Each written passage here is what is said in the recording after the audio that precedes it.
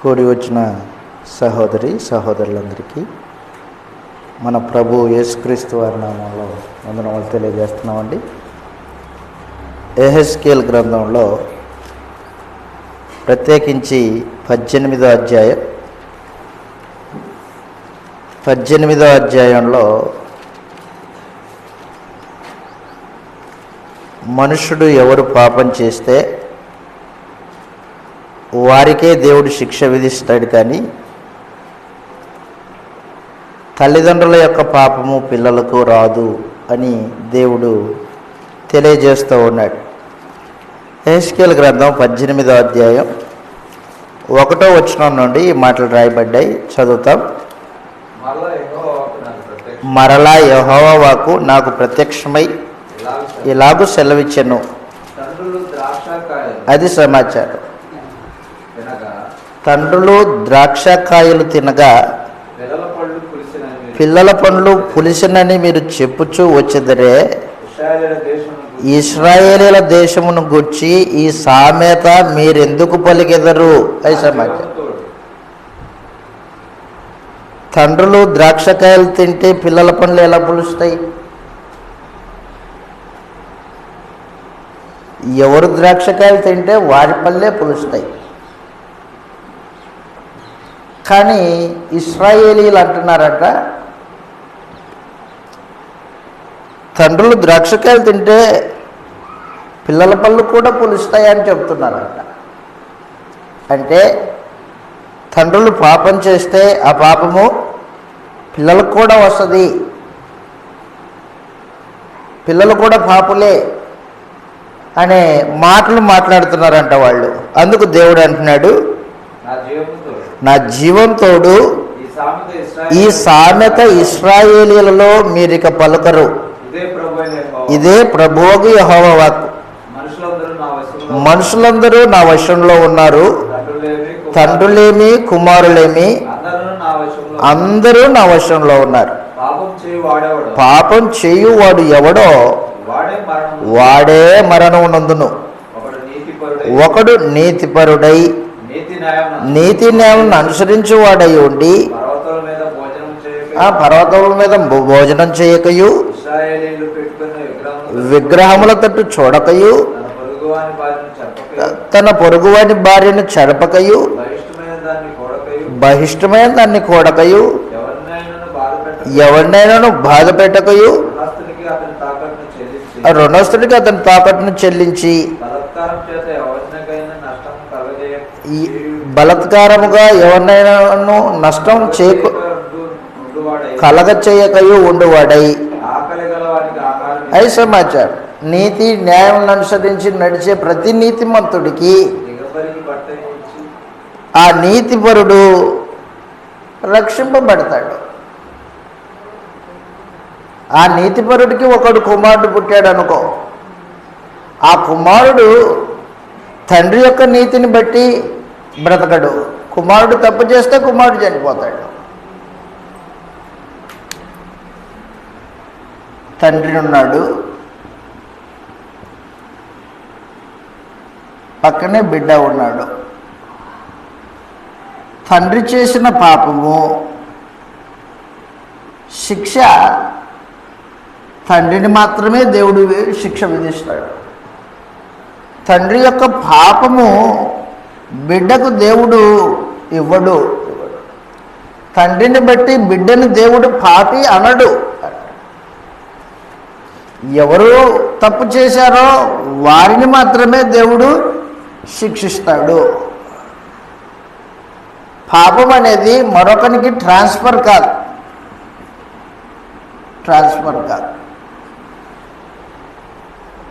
తల్లిదండ్రులు రోగాలు ఉన్నాయనుకోండి, శరీర సంబంధమైన రోగాలు.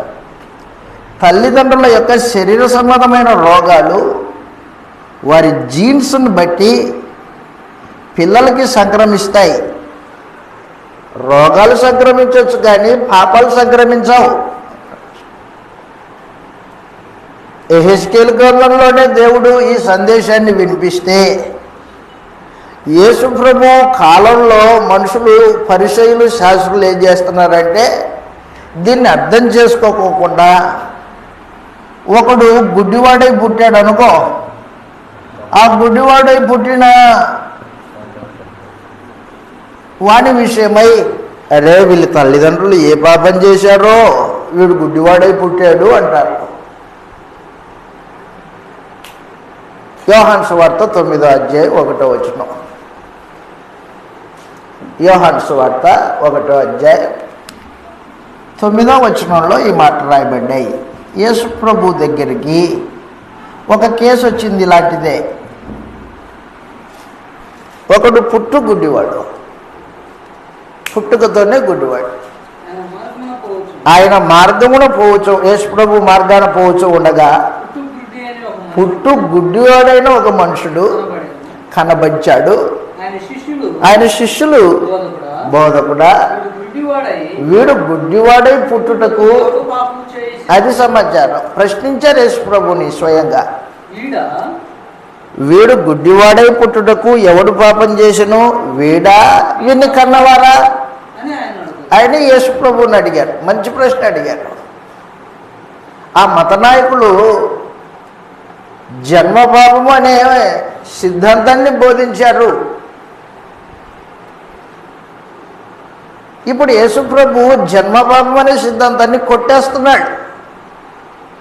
9వ అధ్యాయము 2వ వచనంలో వీడు గుడ్డివాడై పుట్టుటకు ఎవడు పాపం చేసినో వీడా వీడిని కన్నవారా.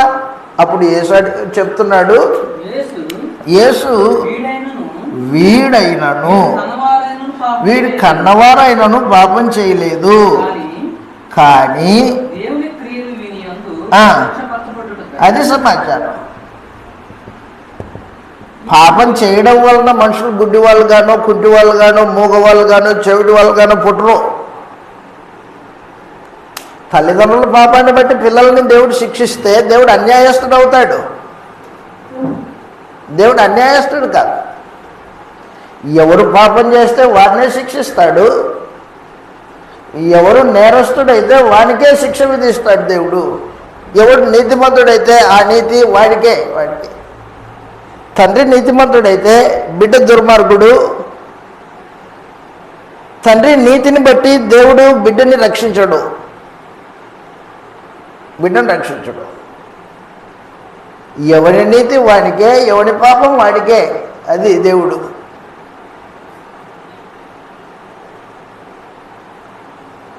ఈ జన్మ పాపం అనే సిద్ధాంతాన్ని మాట్లాడే వాళ్ళు ఏం చేస్తారంటే, ఆదాము వాళ్ళు పాపం చేశారు కదా,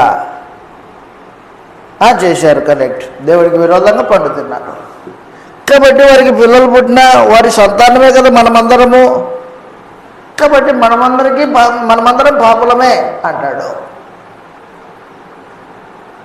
అందుకే దేవుడు యేసు ప్రభువుని కన్యక గర్భాన పుట్టించాడు. మనల్ని తల్లిదండ్రుల యొక్క దాంపత్య జీవితంలో పుట్టించాడు. మనం పాపులం, ఆయన పరిశుద్ధుడు అంటాడు. ఆయన కన్యక గర్భాన పుట్టవలసిన అవసరత ఏంటో, దేవుడు ఎందుకు ఆయన్ని కన్యక గర్భాన పుట్టించాడో దాని లోపలికి వెళ్ళి ఆలోచన చేయరు. అదిగా ఆయన కన్యక గర్భాన పుట్టాడు కదా, పురుషుడి ప్రమేయం లేకుండా పుట్టాడు కాబట్టి ఆయన పరిశుద్ధుడు, మనం పాపులం అంటాడు. అసలు పాపం అనేది ఒకడు పుట్టుకతో పాపము తెచ్చుకుంటాడా, లేకపోతే పాపం చేసి పాపము తెచ్చుకుంటాడా? పుట్టుకతో ఎవరికి పాపం రాదు, పుట్టుకతో ఎవరికి పాపం రాదు. దేవుడు నిన్ను పాపిగా పుట్టించి పాపం చేయకోకుండా బతకమని ఎందుకు చెప్తాడు? నిన్ను పుట్టించినప్పుడే పాపిగా పుట్టించి పాపం చేయొద్దు అని ఎందుకు చెప్తాడు? దేవుడు యథార్థంగా పుట్టించి పాపం చేయొద్దు అని చెప్తున్నాడు. అది యథార్థంగా పుట్టించి పాపం చేయొద్దు అన్నాడు. చూద్దాం, ఇలా గ్రంథంలో రాయబడింది. ప్రసంగి గ్రంథము 7వ అధ్యాయం 11వ వచనం. సొలొమోన్ చక్రవర్తి మాట్లాడుతున్నాడు. దేవుడు నరులను యథార్థవంతులుగా పుట్టించెను, వారు వివిధమైన తంత్రములు కల్పించుకుని క్షమించండి, 7వ అధ్యాయము 29వ వచనం. ప్రసంగి గ్రంథం 7:29. ఇదొక్కటి మాత్రం నేను కనుగొన్నాను. ఏం కనుగొన్నావు? ఏమనగా దేవుడు నరులను యథార్థవంతులుగా పుట్టించను గాని వారు వివిధమైన తంత్రాలు కల్పించుకొని ఉన్నారు.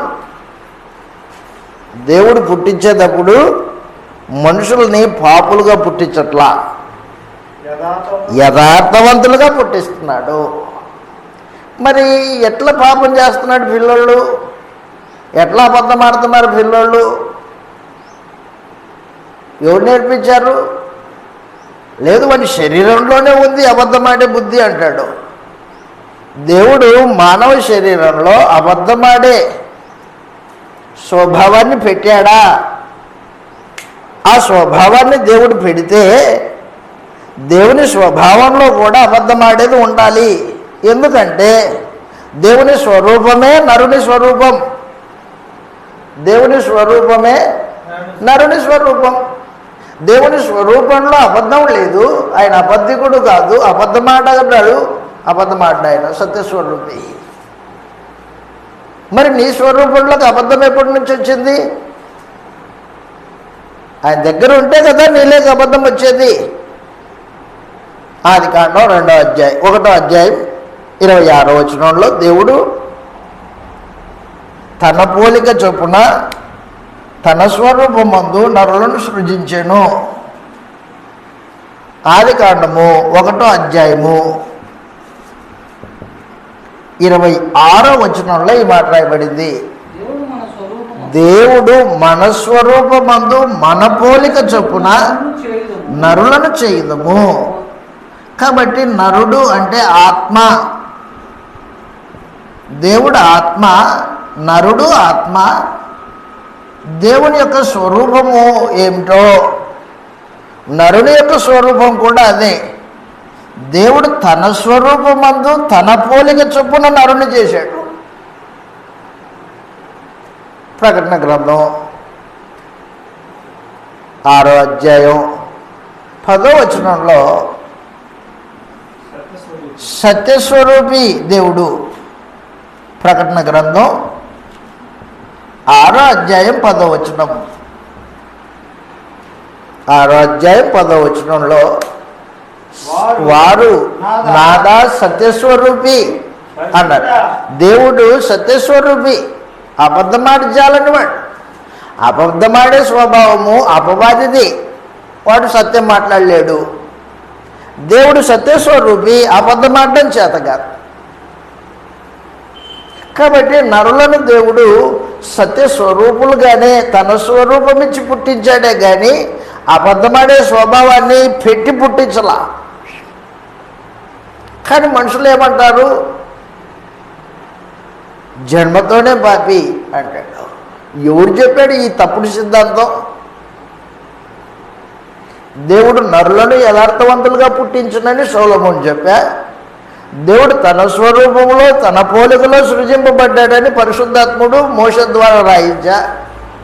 మరి పాపం ఎక్కడి నుంచి వచ్చింది? పాపం అనేది మనుషుడు పాపం చేస్తే పాపి అవుతాడు కానీ పాపం చేయకోకుండా పుట్టుకతో పాపి అనే ఈ అబద్ధము మనుషులు కల్పించింది. రోమిలకు రాసిన పత్రిక 3వ అధ్యాయం. రోమిలకు రాసిన పత్రిక 3వ అధ్యాయము 23వ వచనంలో ఈ మాట రాయబడింది. పాపం అనేది ఒకనికి ఎలా వస్తుంది? ఒకనికి ఎలా వస్తుందంటే చెప్తున్నాడు. రోమపత్రిక 3వ అధ్యాయము 23వ వచనంలో ఏ భేదము లేదు, అందరూ పాపము చేసి దేవుడు అనుగ్రహించు మహిమను పొందలేకపోతున్నారు. పాపం చేసినందువలన పాపులు. ఈ పాపి దేవుని మహిమను పొందలేడు. ఇది దేవుని సూత్రం. పుట్టుకతో పాపి కాదు. పుట్టుకతో ఎవడూ పాపి కాదు. దేవుడు తన స్వరూపాన్ని ఇచ్చి తన పోలికనిచ్చి పుట్టిస్తే దేవుడు గర్భఫలం దేవుడిచ్చి బహుమానమని తన గ్రంథంలో రాయిస్తే బహుమానాన్ని పాపంగా నీ చేతిలో పెడతాడా? పాపాన్ని బహుమానంగా ఇస్తాడా? ఎవరైనా పాపాన్ని బహుమానంగా ఇస్తాడా అండి? ఇవ్వరు. మనుషులే ఇవ్వకపోతే దేవుడు ఇస్తాడా? ఆ మాటకు వస్తే పరిశుద్ధుడైన దేవుడు ఇస్తాడా? ఎంత మూర్ఖంగా మాట్లాడతారు మనుషులు. దేవుణ్ణి అన్యాయస్తుని చేస్తారు. పాపం అనేది చేస్తే మనుషుడు పాపి అవుతాడు, పాపం చేయకుండా ఎవడే పాపి కాడు.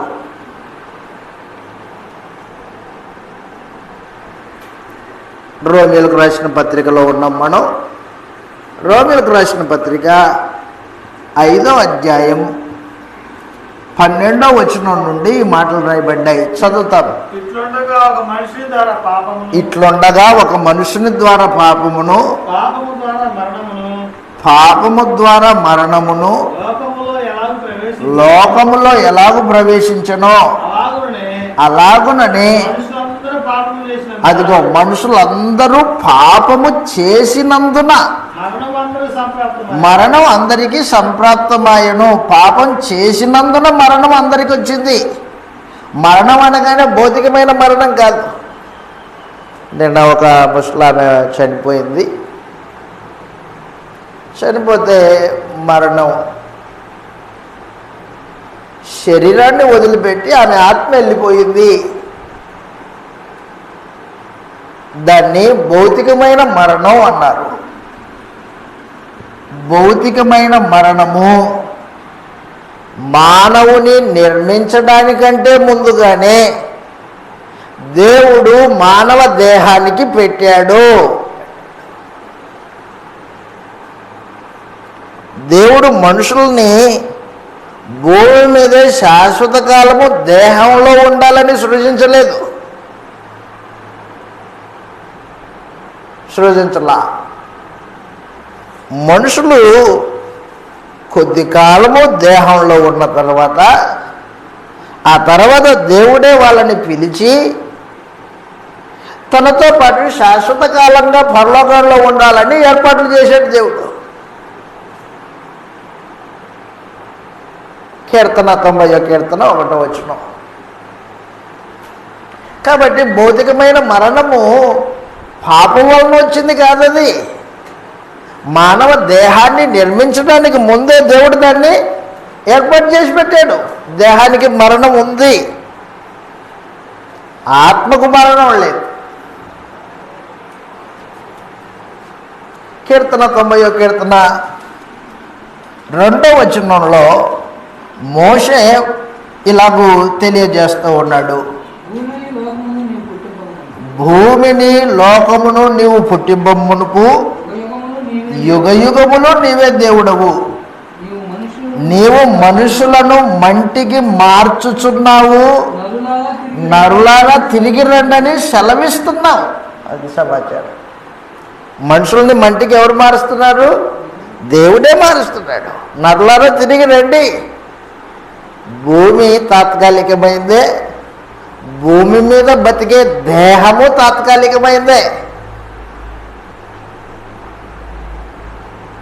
శాశ్వత కాలం ఉండేటట్టుగా భూలోకాన్ని దేవుడు చేయలేదు, మరణం లేని దానిగా దేహాన్ని చేయలేదు. దేహాన్ని తయారు చేసినప్పుడే దానికి ఎక్స్పైరీ డేట్ పెట్టాడు.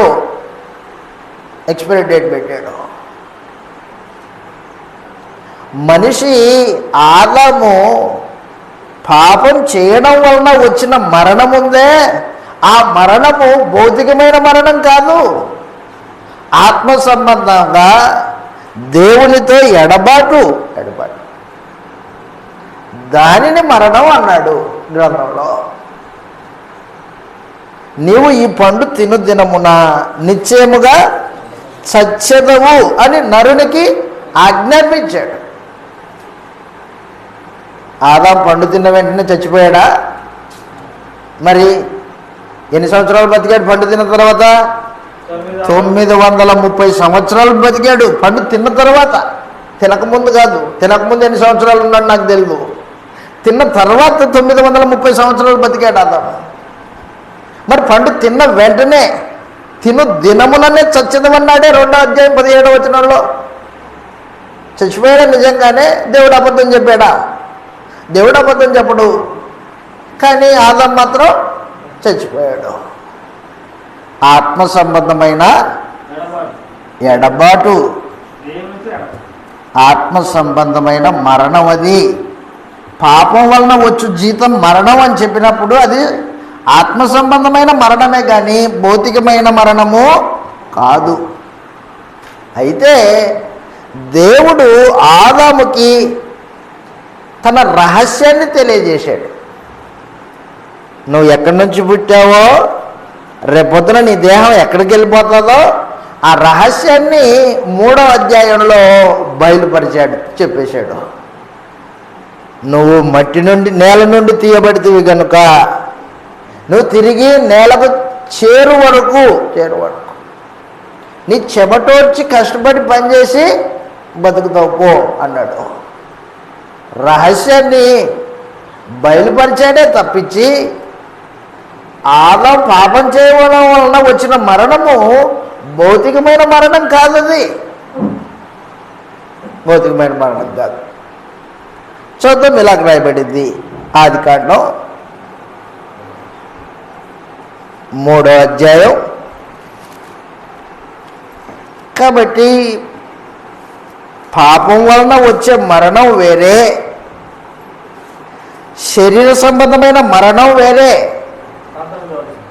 3వ అధ్యాయం ఆదికాండం 3వ అధ్యాయం 19వ వచనంలో, నీవు నేలకు తిరిగి చేరు వరకు నీ ముఖము చెమట కార్చి ఆహారము తిందువు. ఏలయనగా అది అప్పుడు దేహం గురించి చెప్పాడు దేవుడు. అప్పటికే ఆత్మ సంబంధంగా ఆదాము చచ్చిపోయాడు. ఆత్మ సంబంధంగా అప్పుడే చచ్చిపోయాడు. దేవునికి ఆదాముకి ఎడబాటు వచ్చింది అప్పుడే. కానీ ఇప్పుడు శరీర సంబంధమైన మరణం గురించి దేవుడు ఆదాముకి బయలుపరుస్తున్నాడు. నువ్వు నేల నుండి తీయబడ్డావు కాబట్టి నువ్వు మన్నే గనుక తిరిగి మన్నైపోతావు అని చెప్పేసాడు. కాబట్టి భౌతికమైన శరీరానికి భౌతికమైన మరణం అనేది దేవుడు ఆల్రెడీ పెట్టాడు. అది పాపం వలన వచ్చిన జీతం కాదు. అది పాపం వలన వచ్చే జీతము ఆత్మ సంబంధమైన మరణం, దేవునికి ఎడబాటు, నరుడు దైవ సహవాసాన్ని కోల్పోవడం, దేవుని వలన కలుగు జీవాన్ని కోల్పోవడం, దేవునితో మాట్లాడే అవకాశాన్ని కోల్పోవడం, దేవునికి విరోధంగా తిరగడం, అది పాపం వలన వచ్చిన జీతం. రోమపత్రిక 5వ అధ్యాయం 12వ వచనంలో తేటగా తెలియజేసిన పరిశుద్ధాత్మ ఒక మనుషుని ద్వారా పాపము ద్వారా మరణమును లోకంలోకి వచ్చింది. మరణం లోకంలోకి వచ్చిందంటే శరీర సంబంధమైన మరణం కాదు, ఆత్మ సంబంధమైన మరణం. అది లోకంలోకి మరణం వచ్చిందని గ్రంథం చెప్తే మరణం అనేది మనిషిలోకి వచ్చిందని చెప్తున్నాడంట వాడు, ఇంకో ఎర్రోడు. అది చూద్దాం, ఇది అయిపోయింది. ఇట్లుండగా ఒక మనుషుని ద్వారా పాపం ద్వారా మరణమును లోకంలోనికి ఎలాగ ప్రవేశించనో అలాగ మనుషులందరూ పాపము చేసినందున మరణం అందరికీ సంప్రాప్తమైన. ఏ మరణము? మరణం అందరికి సంప్రాప్తమైంది, కరెక్ట్. ఏ మరణం అది? ఆత్మ సంబంధమైందా భౌతికమైనదా? ఆత్మ సంబంధమైంది కదా రోమపత్రిక చెప్తుంది. కానీ మనుషులు ఏమంటారంటే ఈ మరణాన్ని భౌతికమైన మరణంగా తీసుకుంటాడు. నేను డిగ్రీ చదివేది అయిపోయింది 2013లో 2011లో 2011లో డిగ్రీ చదివేది అయిపోతే అప్పటికే నాకు సత్యం తెలిసిన తర్వాత ఒకతను వాదానికి దిగాడు. ఇదే జన్మ పాపం గురించి వాదానికి దిగాడు. ఈ లేఖనాలన్నీ చూపించాను. ఇప్పుడు మనం ఏవైతే మాట్లాడామో ఆ లేఖనాలన్నీ చూపించిన తర్వాత ఇదిగో మరణం అంటే శరీర సంబంధమైన మరణమే. పిల్లలు పుట్టిన తర్వాత కొన్ని రోజులకి చనిపోతున్నారు కదా. పసిపిల్లలు ఎందుకు చనిపోతున్నారు? వాళ్ళు పాపులు కాబట్టే చనిపోతున్నారు అంటున్నాడు. అవునా? పాపులు కాబట్టి పిల్లలు చచ్చిపోతున్నారా? అనారోగ్య పరిస్థితిని బట్టి చనిపోయి ఉండొచ్చు.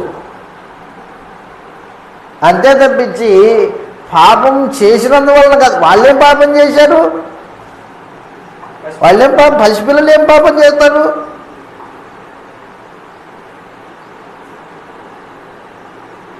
కాబట్టి దయచేసి గుర్తుపెట్టుకో, జన్మ పాపం అనేది బైబిల్ యొక్క సిద్ధాంతం కాదు, దేవుని న్యాయవిధి కాదు. మనుషులు పెట్టారు, అపార్థం చేసుకొని పెట్టారు. ఆదాము చేసిన పాపము ఈ రోజున మనకి వచ్చింది అంటాడు. ఆదాము చేసిన పాపం నీకెలా వస్తుంది? నీ తల్లిదండ్రులు చేసిన పాపమే నీకు రాదని గ్రంథం చెప్తుంది. ఎవడు పాపం చేస్తే వాడికే శిక్ష విధిస్తారని దేవుడు చెప్తుండే. మరి ఆదాము చేసింది నీకెట్లా వస్తుంది? సరే, ఆదాము చేసింది నీకు వస్తుందంటే ఒకే ప్రశ్న, హేబేలు ఎవరి కుమారుడు? ఆదాము కుమారుడు. హేబేలు పాట నీతిమంతుడా? బైబిల్ ఏం చెప్పింది? హేబేలు నీతిమంతుడు అని చెప్పింది. చదువుతాం, ఇలాగ రాయబడింది. హెబ్రీయులకు రాసిన పత్రిక 11వ అధ్యాయం. హెబ్రీయులకు రాసిన పత్రిక 11వ అధ్యాయం 4వ వచనంలో ఈ మాట రాయబడింది. హెబ్రీయులకు రాసిన పత్రిక 11వ అధ్యాయం 4వ వచనంలో, విశ్వాసమును బట్టి హేబేలు కయ్యను కంటే శ్రేష్టమైన బలి అర్పించెను. సాక్ష్యం ఇచ్చుచూ ఉన్నాడు. ఆ విశ్వాసాన్ని బట్టి నీతిమంతుడు అని సాక్ష్యం పొందాడు. హేబేల్ ఎవరంట? నీతిమంతుడు, పాపి కాదు. ఆదాము వల్ల గర్భాన పుట్టిన హేబేలుకే పాపం అంటకపోతే ఆదాము నుండి మనకి ఇప్పుడు సుమారు 6000 సంవత్సరాలు కాలం గడిచింది. ఈ 6000 సంవత్సరాల పొద్దు పాపం నీ వెంటబడిచిందా? ఆ హేబేలుకే రాని పాపము ఇంత దూరం నీకు ఎట్లొచ్చింది అంట. కాబట్టి ప్రియులారా, మనుషుడు జన్మతో పాపి కాడు. పాపం అనేది మనుషుడు చేస్తే వచ్చేది. అది పాపం చేయకుండా దేవుడు ఎవరిని పాపిగా ఎంచడు. ఆదామవులు చేసిన పాపము మనుషులందరికీ రాదు. ఆదాము పాపం చేయడం వలన లోకంలోనికి పాపం వచ్చింది. ఆదాము భూలోక సంబంధి, మట్టి నుండి తయారు చేయబడ్డాడు. పాపం చేశాడు కాబట్టి భూలోక సంబంధి. ఆదాము ఎప్పుడైతే పాపం చేశాడో అప్పుడు లోకంలోనికి పాపం వచ్చింది. లోకంలోనికి పాపము ప్రవేశించింది. లోకంలో ఉంది పాపం, మనిషిలో కాదు. ఆదాముకు పుట్టిన హేబేలులో కానీ, ఆదాముకు మొదట పుట్టిన కయ్యూనులో కానీ, వారి పిల్లలలో లోపల పాపం లేదు, లోకంలో ఉంది. లోకంలో పాపం ఉంటే నీకేం సంబంధం? నీ లోపల ఉంటే సంబంధం. నీ లోపల ఉంటే అది నీకు ప్రమాదకరమైంది. లోకంలో క్యాన్సర్ రోగం ఉంది, లోకంలో ఉంది క్యాన్సర్, నీలో లేదు. నీలో లేకపోతే నీకేం ప్రమాదం? నీకేం ప్రమాదం ఉండదు. లోకంలో ఉంటే ఉండని. లోకంలో దుర్మార్గత ఉంది, చెడుతనం ఉంది, అపవిత్రత ఉంది, దుర్నీతి ఉంది. లోకంలో ఉంటే నీకేమి? నీలో లేకుండా చూసుకో. అదే అంటాడు దేవుడు. నీలో దుర్నీతి ఉండకూడదు, నీలో పాపం ఉండకూడదు, నీలో చెడుతనం ఉండకూడదు, నీలో దుర్మార్గత ఉండకూడదు. నీలో నీతి ఉండాలా, నీలో కనికరం ఉండాలా, నీలో న్యాయం ఉండాలా, నీలో జాలి ఉండాలా, యథార్థత ఉండాలా. అది నీకు బయట ఉంటే నీకేం ప్రమాదం లేదు, నీ లోపలుంటేనే ప్రమాదం. నీ లోపలికి ఎప్పుడు వస్తుంది? అది నువ్వు చేస్తే వస్తుంది. నువ్వు చేయకుంటే నీ లోపలికి ఎందుకు వస్తుంది? క్యాన్సర్ అనేది లోకంలో ఉంటే ప్రమాదం ఏం లేదు, నీలో ఉంటేనే. నువ్వు దాన్ని పట్టించుకోకపోతే నిన్ను చంపేస్తుంది. పాపం కూడా అంతే. కాబట్టి దయచేసి గుర్తుపెట్టుకోండి, లోకంలో పాపం ఉంది. ఆదం పాపం చేసినప్పుడు లోకంలోనికి పాపం వచ్చింది, అంతేగాని మనుషుల శరీరాల్లోకి పాపం రాలా. శరీరంలోకి పాపం ఎప్పుడు వస్తుందంటే నువ్వు పాపం చేస్తే నీలో పాపం వచ్చి కూర్చుంటుంది. నీలో పాపం కూర్చొని నిన్ను ఏలుబడి చేస్తుంది. నిన్ను మంచి చేయకోకుండా నీ స్వాతంత్ర్యాన్ని లాగేసుకుంటుంది, నిన్ను బానిస చేసుకుంటుంది. ఎప్పుడైతే నువ్వు పాపానికి బానిసమయ్యావో అప్పుడు నీవు నీ సొంత ఇష్టాలని నెరవేర్చుకోలేవు. శరీర సంబంధంగా బతుకుతావు, లోక సంబంధిగా బతుకుతావు, స్వార్థపూరితంగా బతుకుతావు. దేవుడు అంటే నీకు ఇష్టం ఉండదు, సత్యము నీకు అంగీకారం కాదు. ఎందుకంటే నీ లోపలుంది పాపం. ఇప్పుడు కాబట్టి పాపం చేస్తే పాపం నిన్ను దాసుడిగా చేసుకుంటుంది, కానీ నువ్వు పాపం చేయకపోతే పాపం నిన్నేం చేసుకోలేదు. చదువు ఇలాగ రాయబడింది, రోమిలకు రాసిన పత్రిక 6:16. రోమిలకు రాసిన పత్రిక 6వ అధ్యాయం 16వ వచనంలో, లోబడుటకు మీకు దేవుడు స్వాతంత్ర్యాన్ని ఇచ్చాడు, లోబడడానికి దేనికి మిమ్మును మీరు దాసులుగా అప్పగించుకుందురో అదిగో చావు నిమిత్తముగా పాపానికే గాని నీతి నిమిత్తముగా విధేయతకే గాని దేనికి మీరు లోబడతారో దానికే దాసులు అవుతారని మీరు తెలుసుకోండి. నువ్వు దేనికి లోబడతావో దానికి దాసుడివి, నువ్వు దేనికి లోబడతావో దానికి బానిసమవుతావు. నువ్వు పాపానికి లోబడ్డావు, పాపానికి బానిస. లేదు, నేను నీతికి లోబడతాను, విధేయత కలిగి ఉంటాను, అయితే నువ్వు నీతికి బానిస, నువ్వు నీతిమంతుడు. అదనమాట. కాబట్టి మనుషుడు పాపం చేస్తే పాపానికి బానిస అవుతాడు, నీతిగా బతికితే నీతికి బానిస అవుతాడు. అంతేగాని తల్లిదండ్రుల వలన తల్లిదండ్రుల యొక్క పాపము పిల్లలకి రాదు. కానీ మనుషులు అపార్థం చేసుకున్నారు. వాళ్ళు అపార్థం చేసుకున్న వచనాల్లో మొట్టమొదటిది రోమపత్రిక 5వ అధ్యాయం 12 నుంచి 14 వరకు అపార్థం చేసుకున్నాడు. ఎందుకో ఆదం పాపం చేస్తే అందరికీ పాపం వచ్చింది, మరణం వచ్చింది అంటున్నాడు. వచ్చిన మరణం ఏంటది?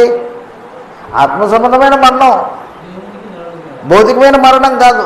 భౌతికమైన మరణం మానవ జాతి దేవుడు నిర్మించినప్పుడే, దేహాన్ని నిర్మించినప్పుడే పెట్టేశాడు, దానికి ఎక్స్పైరీ డేట్ పెట్టాడు. ఈ శాశ్వత కాలం ఉండడానికి కాదు దేవుడు దీన్ని సృజించింది. ఈ లోకం కూడా శాశ్వత కాలం ఉండడానికి కాదు దీన్ని చేసింది, తాత్కాలికమైన లోకం. ఏదొక రోజు దీన్ని మనం విడిచిపెట్టాలా. ఈ దేహం తాత్కాలికమైనది, ఏదొక రోజు దీన్ని మనము విడిచిపెట్టాలా. దీనికి ఎక్స్పైరీ డేట్ పెట్టేసాడు, దాన్ని పుట్టుకలోనే పెట్టాడు. అయితే ఆదం పాపం చేసినప్పుడు దాన్ని బయలుపరిచాడు. ఇదిగో నువ్వు మన్ను, తిరిగి మన్ను అయిపోతావు. రహస్యము బయలుపరిచాడే తప్ప ఆదము అతిక్రమం వలన భౌతికమైన మరణం రాలేదు. ఇది మొదటి సమాచారం. రెండవది కీర్తన 51వ కీర్తన. మనుషులు జన్మ పాపం ఉంది అని మాట్లాడినప్పుడు వాళ్ళు చెప్పే మాటల్లో అపార్థం చేసుకున్న మాట ఉంది. ఒకటి రోమపత్రిక 5:12 చూసాం. ఆ తర్వాత కీర్తనలు 51వ కీర్తన 51వ కీర్తన 51వ కీర్తన ప్రత్యేకించి 5వ వచనం. నేను పాపములో పుట్టిన వాడను. కీర్తన 51వ కీర్తన 5వ వచనంలో ఈ కీర్తన రాసింది ఎవరంటే దావీదు. ఇదిగో దావీదు మాట్లాడుతున్నాడు కదా, ఏమని? నేను పాపములో పుట్టిన అదిగో నేను పాపంలో పుట్టానని రాస్తున్నాడు కదా అన్నారు. నేను పాపములో పుట్టి తిని, పాపములోనే నా తల్లి నన్ను గర్భమును ధరించెను. అదిగో పాపములో అన్నాడు కదా. అవును, లోకంలో పాపం ఉంది. ఆ లోకంలోనే దావీదు యొక్క తల్లిదండ్రులు ఉన్నారు.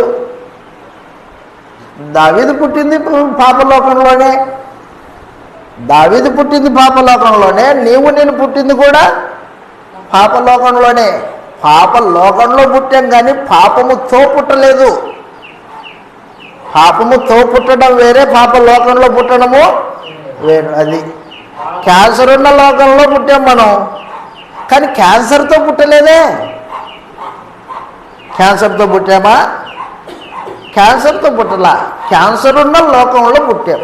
అది సమాచారం. క్యాన్సర్ ఉన్న లోకంలో పుడితే అదేం ప్రమాదం కాదు, కానీ క్యాన్సర్తో పుట్టడమే ప్రమాదం. వాళ్ళు ఏం చేశారంటే అపార్థం చేసుకున్న వాళ్ళు, ఇదిగో నేను పాపంలో పుట్టానని దావీదు చెప్పాడు కాబట్టి దావీదు పాపే. దావీదు పాపి అని చెప్పడానికి ఎన్ని కథలు అల్లారో చెప్పడానికి వీల్లేదు. దావీదు తల్లి అంట పాపం చేసిందంట. ఎంత దౌర్భాగ్యంలో! వారి తప్పుడు సిద్ధాంతాన్ని రుజువుపరుచుకోవడానికి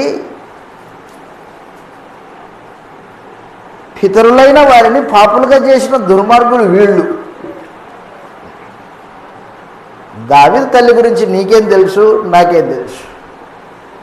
ఆమె అపవిత్రురాలు కాబట్టే దావీదు పుట్టాడని చెప్పడానికి నీకు ఎక్కడుంది ఆస్కారం? కాబట్టి దయచేసి మనుషులు అపార్థం చేసుకొని వారి మనసులో పుట్టిన తప్పుడు సిద్ధాంతాలని బైబిల్లో ఉన్న వారికి అంటగట్టి మనుషుల్ని మోసగిస్తున్నారు. ఇది రెండవది. దావీదు వాస్తవంగా నీతిమంతుడు, పుట్టుకతో నీతిమంతుడు. అందరిలాగే దావీదు తల్లిదండ్రుల యొక్క దాంపత్యంలో పుట్టాడు. దావీదు నీతిమంతుడు. అయితే తను పెరిగి పెద్ద అయిన తర్వాత, ఇశ్రాయేలీలు 12 గోత్రాలకి రాజైన తర్వాత తను పాపం చేశాడు. ఉరియా భార్య అయిన బత్షెబతో వ్యభిచరించాడు.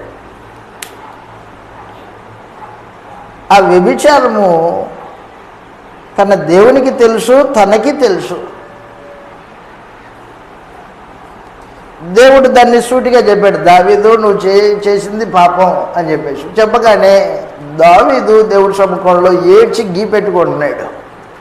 పాపి దావీదు. కీర్తన 51వ కీర్తన రాసేటప్పుడు దావీదు పాపి అక్కడ కీర్తన 51వ కీర్తన పైన చిన్న అక్షరాలతో ఉంది. దావీదు బత్షెబతో పోయిన తర్వాత నాతాను ప్రవక్త అతని యొద్దకు వచ్చినప్పుడు, అది సమాచారం.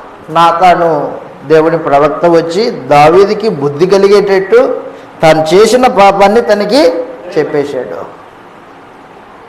నువ్వే పాపం చేశావు, వ్యభిచారము నరహత్య చేశావు అనగానే అప్పుడు దావీదు తన పాపాన్ని అంగీకరించి దేవుడి సముఖంలో పశ్చాత్తాపడుతున్నాడు, వేడుకుంటున్నాడు, బతిలాడుకుంటున్నాయా నా పాపాన్ని కడిగివేయి నాకు అర్థమైంది, నేను దుర్మార్గుడిని, నేను నీ నిబంధన మీరాను, నీకు అన్యాయం చేశాను దేవుడా అని పాప హృదయంతో తన తప్పిదాన్ని ఒప్పుకుంటూ పశ్చాత్తాపడుతూ రాసిన కీర్తన అది. ఆ కీర్తన ఏ ఉద్దేశంతో ఏ పరిస్థితుల్లో రాయబడిందో ఆలోచన చేయకోకుండా కేవలం ఇదిగో దావీదు చెప్పాడు కదా అంటాడు. దావీదు చెప్పాడు, ఏ పరిస్థితుల్లో ఉండి చెప్పాడు, ఏం చెప్పాడు? పరిశుద్ధాత్మ మాటలు ఇవి కాదు. ఎవరి మాటలు ఇవి? దావీదు మాటలు. ఇంకో మాటలు చెప్పాలంటే పాపి అయిన దావీదు మాటలు అవి, పాపాన్ని ఒప్పుకునే మాటలు అవి. మనం కూడా పాపం చేసినప్పుడు, అపరాధం తెలియక జరిగినప్పుడు ఏం చేస్తాం? దేవుడి సముఖంలో, నా పాపాన్ని క్షమించండి, నేను పాపిని. ఆ మాటలు తీసుకొని వచ్చి ఇదిగో మనుషులందరూ పాపలే, ఇదిగో దావీదు కూడా చెప్పాడు అంటాడు. దావీదు చెప్పాడు కరెక్ట్. ఏ పరిస్థితుల్లో చెప్పాడు, ఏం చెప్పాడు? పాపం చేసిన వాడై పశ్చాత్తాపడుతూ దేవుడి సముఖంలో ప్రార్థిస్తున్నాడు, పాపాన్ని ఒప్పుకుంటున్నాడు. పాపంలో పుట్టానని చెప్పాడే కానీ పాపముతో పుట్టానని చెప్పలేదు.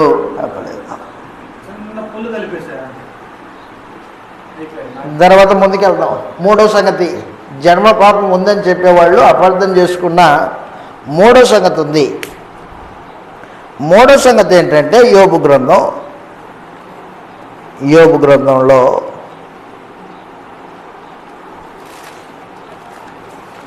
పాప రహితునిలో నుండి పాప రహితుడు ఎలా పుడతాడు అని యోబు ఒక ప్రశ్న తన స్నేహితులకు వేశాడు. 14వ అధ్యాయం, యోబు గ్రంథము 14వ అధ్యాయము 4వ వచనంలో ఈ మాటలు రాయబడ్డాయి. యోబు గ్రంథము 14వ అధ్యాయము 4వ వచనంలో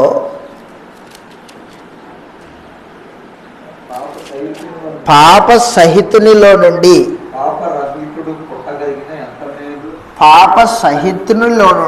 పాప రహితుడు పుట్టగలిగిన ఎంత మేలు, అలాగున ఎవరునూ పుట్టనేరడు. యోబు గ్రంథము 14వ అధ్యాయం 4వ వచనంలో మాట్లాడుతున్నది ఎవరు? యోబు మాట్లాడుతున్నాడు. కరెక్ట్. ఏమని మాట్లాడుతున్నాడు?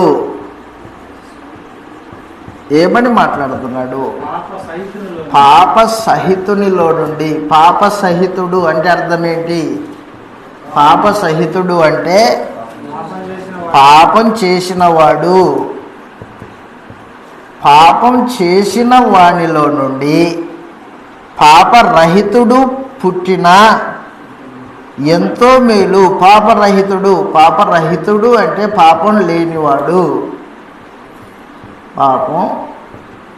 లేనివాడు పుట్టగలిగిన ఎంత మేలు, అలాగూ ఎవరు పుట్టరు కదా అంటున్నాడు. అలాగూ ఎవరు పుట్టరు కదా. ఎవరు చెప్తున్నారు ఈ మాట? యోబు చెప్తున్నాడు. యోబు పరిశుద్ధాత్మ కలిగి చెప్తున్నాడా? యోబుకి పరిశుద్ధాత్మ ఉన్నాడా, లేకపోతే సొంత మాటలు చెప్తున్నాడా? బైబిల్లోనే ఉంది కదా అది. అవును, బైబిల్లో ఉంటే అన్ని బైబిల్లో ఉన్నవే. బైబిల్లో అన్ని దేవుని మాటలు కాదు, బైబిల్లో దేవుని మాటలు ఉన్నాయి,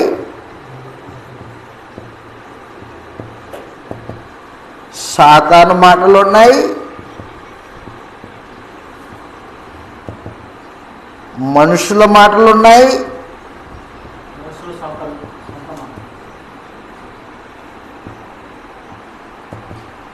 సాతాను చేత ప్రేరేపింపబడిన మనుషుల మాటలు ఉన్నాయి. అంటే సాతాను సంబంధుల మాటలు ఉన్నాయి. మనుష్య జ్ఞానం కూడా దాంట్లో ఉంది.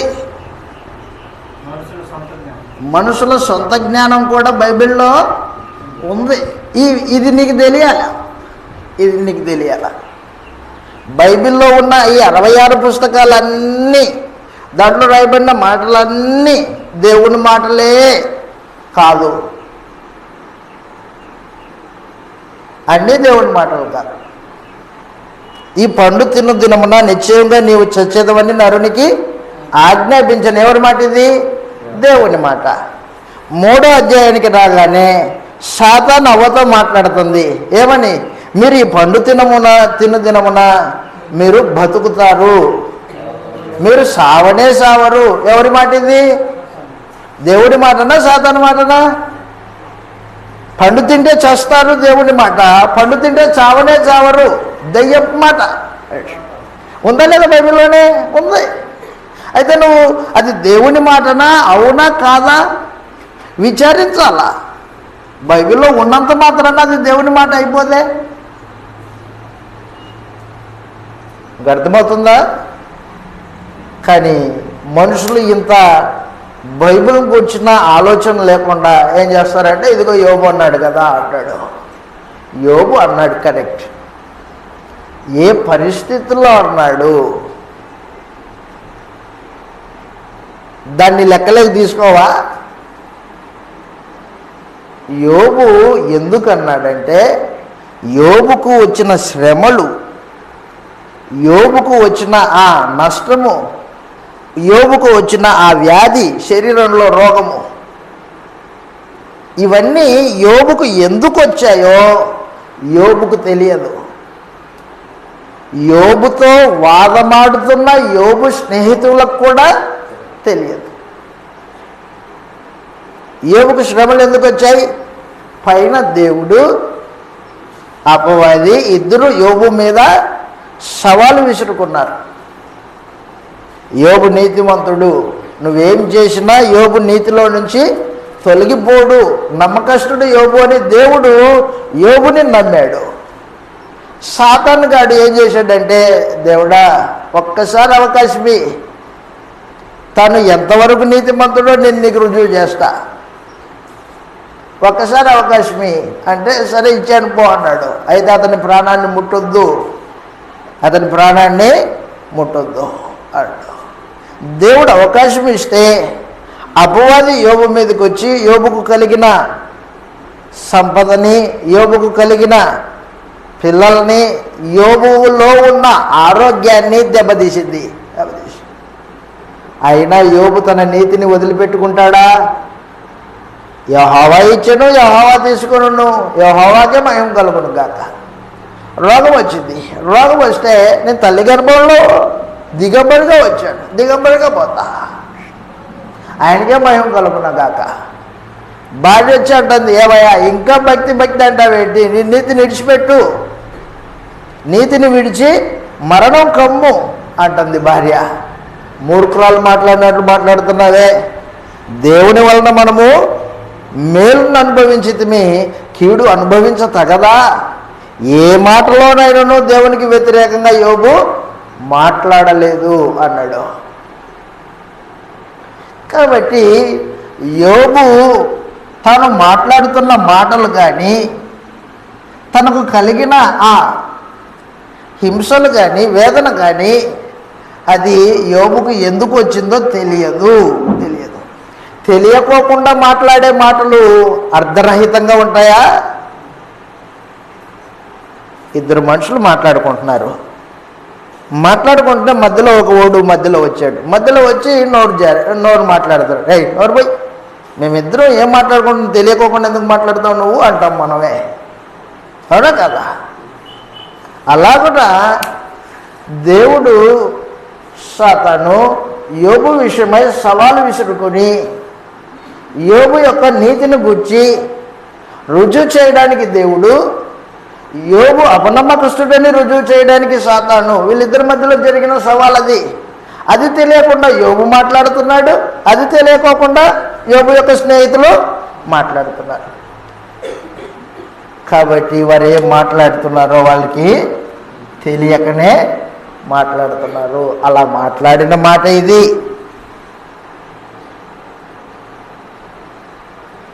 బైబిల్లోనే ఉంది. కానీ ఏ ఉద్దేశంతో ఏమికి మాట్లాడారు ఇది తెలియకపోతే గ్రంథం నీకు తెలిసినట్టుగా. అసలు నీకు గ్రంథం చదివే విధానమే తెలియకపోయా. కాబట్టి యోబు ఆ తర్వాత మరలా దేవుడి దగ్గర ప్రార్థన చేశాడు. దేవా తండ్రి, నాయన, తెలియక అజ్ఞానిని మాట్లాడాను, సంగతులు తెలియక నాకు తెలియక మాట్లాడాను, నన్ను క్షమించు అని యోబు తన వాస్తవాన్ని దేవుడి ఎదుట ఒప్పుకున్నాడు. యోబు గ్రంథం 42వ అధ్యాయం. యోబే స్వయంగా తాను మాట్లాడింది ఏంటో తనకి తెలియక మాట్లాడానని యోబు చెబితే, ఈ జన్మసిద్ధ అబద్ధికులు అంటారు, ఇదిగో యోబు గ్రంథంలో ఉంది కదా అంటాడు.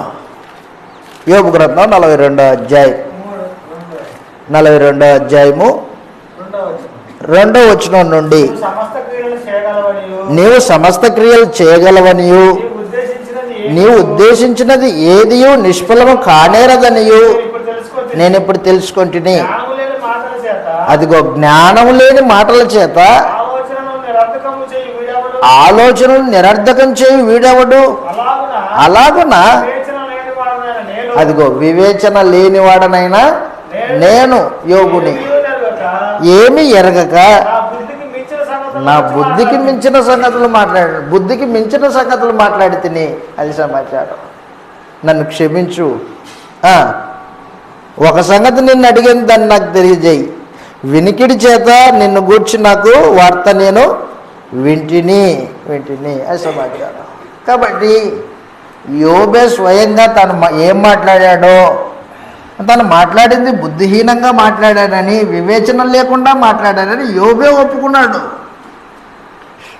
కాబట్టి ఈ ఒప్పుకున్న యోబును మర్చిపోయి నువ్వేం చేస్తావంటే, ఇదిగో యోబు గ్రంథం 14:4లో లేదా అంటావు. అలాగున బైబిల్ని అపార్థం చేసుకుని అనేకులు తప్పుడు సిద్ధాంతాలు క్రైస్తవ్యంలోనికి తీసుకొచ్చారు. ఒకవేళ నీకు ఈ బైబిల్ గ్రంథము దాని యొక్క వాస్తవము తెలియకపోతే ఏమైపోతావు? అబద్ధాన్నే నమ్ముతావు, అబద్ధాన్నే నమ్మి నరకానికి వెళ్ళిపోతావు. కాబట్టి దేవుడు స్పష్టంగా చెప్పేశాడు, ఎవడు పాపం చేస్తాడో వాడికే శిక్ష విధిస్తా. తల్లిదండ్రులు ద్రాక్షకాయలు తింటే పిల్లల పండ్లు పులియవు, పిల్లలు ద్రాక్ష పండ్లు తింటే తల్లిదండ్రుల పండ్లు పులియవు. ఎవరు ద్రాక్షకాయలు తింటాడో వాడి పండ్లే పులుస్తాయి. అదే సమాచారం. ఇది నీకు అర్థమైతే సత్యం గోచరమవుతుంది చెప్పేశాడు. చివరిగా మాట చూసుకొని మనం ముగించుకుంటాం. మరలా వచ్చే నెలలో సంగతులు ఆలోచన చేస్తాం. యెహెజ్కేలు గ్రంథము 18వ అధ్యాయం. యెహెజ్కేలు గ్రంథం 18వ అధ్యాయం.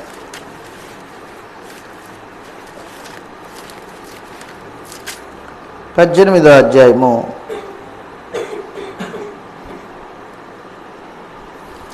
30వ వచనం. కాబట్టి ఇశ్రాయేలులారా, ఎవని ప్రవర్తనను బట్టి వానికి శిక్ష విధింతును. ఎవరైతే మనసు తిప్పుకొని మీ అక్రమములు మీకు శిక్ష కారణం కాకుండానట్లు వాటినన్నిటిని విడిచిపెట్టండి. మీరు జరిగించిన అక్రమ క్రియలన్నిటినీ విడిచి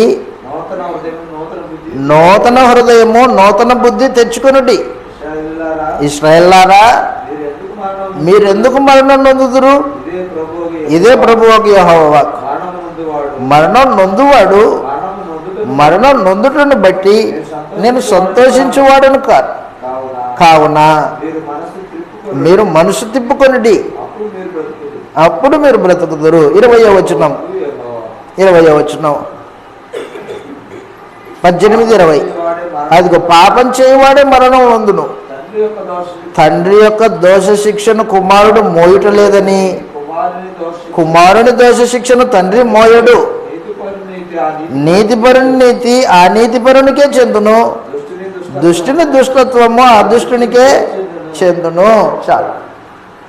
కాబట్టి ఎవడు పాపం చేస్తే వాడికి శిక్ష, ఎవడు దుష్టత్వం జరిగిస్తే వాడు దేవుడి చేత శిక్షింపబడతాడు. ఎవరు నీతిమంతులో వారికే తమ నీతిని ఆపాదిస్తాడు దేవుడు. కాబట్టి జన్మపాపం అనేది లేదు అనే సందేశము మీరు తేటగా గ్రహించాలని ప్రేమతో మీకు మనవి చేస్తూ, యెహెజ్కేలు గ్రంథము మనం 1వ అధ్యాయం నుండి 24వ అధ్యాయం వరకు ఇది మొదటి భాగం. ఈ మొదటి భాగంలో మనం ఇప్పుడు 18 అధ్యాయాల వరకు చూసుకుంటూ వచ్చాము. 18 అధ్యాయాలు. కాబట్టి మీరు ఇంటికి వెళ్ళిన తర్వాత యెహెజ్కేలు గ్రంథము మొత్తం చదవాలా. దాని యొక్క ఉద్దేశము అలాగుందో లేదో, దాని యొక్క చర్చనీయాంశం అలాగుందో లేదో. చర్చనీయాంశము ఏంటి? చర్చనీయాంశము అది చర్చనీయాంశం నేను యెహోవానై ఉన్నానని మీరు తెలుసుకొనున్నట్లు చర్చనీయాంశం. ఆ చర్చనీయాంశము సుమారు 62 సార్లు ఉంది గ్రంథంలో. 62. మీరు దాన్ని ఎక్కడెక్కడ ఉందో, ఏ ఏ సందర్భాన్ని బట్టి ఆ వచనాన్ని ఉపయోగించాడో మీరు రాసుకొని రావాలా. రేపు నెలలో రాసుకొని వస్తేనే నేను మీకు పాఠం చెప్తాను. మళ్ళీ కండిషన్ చెప్తున్నా, గుర్తుపెట్టుకోండి. మీరు రాసుకొని వస్తేనే రేపు నెల నేను మీకు పాఠం చెప్తాను. మీరు రాసుకొని రాకపోతే నేను చెప్పను. అది మీ ఇష్టం. ప్రార్థన చేసుకుంటాం. కరుణా సంపన్నుడు వగు మా ప్రియ తండ్రి, పరిశుద్ధుడు అయిన మా దేవ, దయగలిగిన తండ్రి, మీ కృతజ్ఞతలు స్తోత్రములు నాయన. మీ సర్వాధిపత్యమును బట్టి మీకు స్తోత్రములు నాయన. క్రీస్తులో మమ్మల్ని ప్రేమించారు, మీకు స్తోత్రం. మీ చిత్తమును మీ మనస్సును మీరు గ్రంథస్థం చేయించారు, మీకు స్తోత్రములు నాయన. ఏది మీకు ఇష్టమో, ఏది మీకు అయిష్టమో మీ గ్రంథం ద్వారా తేటగా తెలియజేసినందుకు మీకు స్తోత్రం అవుతాను. మీ ఇష్టాన్ని మేము జరిగించుట్లో జ్ఞానమును వివేచనను మాకు దయచేయవాలని ప్రార్థిస్తున్నాం తండ్రి. నాయన, మా అజ్ఞానకృతంలో అవిధేయతను క్షమించండి. మేము బుద్ధిపూర్వకంగా పాపం చేయకుండానట్లు ఎల్లప్పుడూ మీ వాక్యమును మా హృదయంలో దాచుకోవడానికి సహాయం అనుగ్రహించండి నాయన. ఇశ్రాయేలీయులు మీ ఎదుట పాపం చేసి మీకు విరోధులై మీ శిక్షను అనుభవించినట్టుగా మేము ఉండక నాయన, మీరు క్రీస్తు యేసునందు అనుగ్రహించిన క్రొత్త నిబంధనను అనుసరించి మేము మీతో సహవాసం కలిగి ఉండడానికి సహాయం అనుగ్రహించి, మీరు వెలుగు సంబంధుడు, మేమును మీతో పాటు వెలుగులో నడవవలనని మీరు ఉద్దేశించారు, మీకు స్తోత్రం నాయన. మీరు వెలుగులో ఉన్నట్టు మేమును వెలుగులో నడుచుచి మీతో అన్యోన్య సహవాసం కలిగి ఉండడానికి జ్ఞానమును వివేచనను మాకు అనుగ్రహించండి నాయన. దయతో మమ్మల్ని అందరినీ క్షమించి మీ చిత్తానుసారంగా నడుచుకొనడానికి సహాయం అనుగ్రహించండి తండ్రి. మీ వాక్యం ఎంత ఉన్నతమైందో, మీరు ఎంత న్యాయవంతులో, మీ తీర్పులు భూమి అంతటా జరుగుతున్న దాన్ని బట్టి మీకు స్తోత్రములు నాయన. ఎల్లప్పుడూ మీ యందు భయభక్తులు కలిగి అన్ని విషయంలో మా ప్రభువుని యేసుకు లోబడుచు మిమ్మల్ని సంతోషపరచడానికి సహాయం అనుగ్రహించండి నాయన. మీ ఎదుట మేము పరిశుద్ధులుగా, నిర్దోషులుగా, నిరపరాధులుగా ఉండడానికి, మా జీవితాలని కట్టుకోవడానికి సహాయం అనుగ్రహించండి తండ్రి. మా ప్రభు అయిన యేసు ప్రత్యక్షమైనప్పుడు మేము మీ ఎదుట ధైర్యముగా, పరిశుద్ధులుగా, నిర్దోషులుగా, నిరపరాధులుగా నిలబడగలగడానికి మీ కృపను మా ఏళ్ళ విస్తరింపచేయవలనని ప్రార్థిస్తూ ఉన్నాం. స్థానిక క్రీస్తు ప్రభు సంఘము నాయన అపోస్తలుల బోధలో నిలిచి క్రీస్తు ప్రభువును ధరించుకొని ప్రేమ, త్యాగపూరితమైన మనసు, నిస్వార్థమైన జీవితాలు, ఒకరినొకరు హెచ్చించుకొని నాయన ఒకరికంటే ఒకరు గొప్పవారనే భావన కలిగి సాటి సహోదరులకి మేము దాసులమనే భావన కలిగి నడుచుకొనగలుగునట్లు సహాయం అనుగ్రహించండి తండ్రి. మీరు మాకు అనుగ్రహించిన ఈ దినమును అంతటిని బట్టి మీకు స్తోత్రాలు సమర్పిస్తూ ఉన్నాము తండ్రి. మేము విన్న మీ వాక్యమును వ్యర్థం చేసుకోకుండా విన్న వాక్యానుసారంగా ప్రవర్తించగలుగునట్లు సహాయం అనుగ్రహించండి. సమస్త ఘనత, మహిమ, ప్రభావాలు మీరు పొందుకొనవలనని మీరు మాకు అనుగ్రహించిన పరిశుద్ధాత్మను మేము తృణీకరించక, నిర్లక్ష్యం చేయకుండా చక్కగా ఆదిత్యం ఇస్తూ మీ సముఖంలో మేము నడుచుకొనగలుగునట్లు, మీ పిల్లలుగా మేము నడుచుకొనగలుగునట్లు కృపను అనుగ్రహించవలనని ఈ ప్రార్థన మా ప్రభు యేసుక్రీస్తు వారి పరిశుద్ధమైన నామంలో మీకు సమర్పిస్తూ ఉన్నాం తండ్రి. ఆమేన్. అందరికీ వందనాలండి. ధన్యవాదాలు.